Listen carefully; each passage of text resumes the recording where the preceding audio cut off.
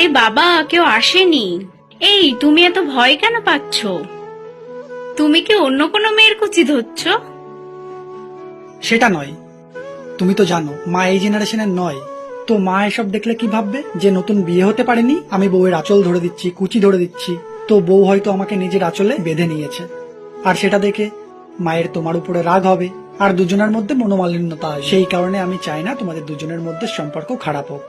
আবার এদিকে আমি তোমাকেও ভালোবাসি, তো আমার তোমার প্রতিও সেই ভালোবাসাটা দেখানো উচিত। কিন্তু ভালোবাসাটা একান্তই ব্যক্তিগত হওয়া উচিত, সেটা পাবলিকালি নিয়ে যাওয়া উচিত নয়। আবার পরিবারের সামনেও বা গুরুজনের সামনেও সেটা দেখানো উচিত নয়। গুরুজনের সামনে তোমাকে সম্মান করি সেটা দেখানো উচিত, কারণ ভালো যাকে বাসা হয় সম্মান তাকেই দেওয়া হয়। তাই আমি সম্মানটা করি সেটা সবার সামনে দেখাবো, আর ভালোবাসাটা একান্তই ব্যক্তিগতভাবে দেখাবো, বুঝেছো? আর জানো তো, ভালোবাসাটা সবার সামনে নিয়ে গেলে নজর লেগে যাবে। তাই ভালোবাসাটাকে একান্ত ব্যক্তিগতভাবেই রাখা উচিত। আর তুমি ভালোবাসাটাকে ফিল করো সেটা আমি দেখতে চাই। আর সেটা যে সবার সামনেই দেখাতে হবে এমন মানে নেই।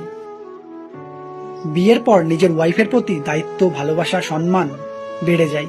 মায়ের প্রতিও দায়িত্ব, ভালোবাসা, সম্মানটা কমে যাওয়া উচিত নয়, যাতে মা না বলতে পারে ছেলে বিয়ের পর বদলে গেছে, আবার বউ না বলতে পারে ছেলে মায়ের কথা শোনে। বিয়ের পর ছেলের দায়িত্ব শাশুড়ি আর বৌমার মধ্যে সম্পর্ক ঠিক রাখা।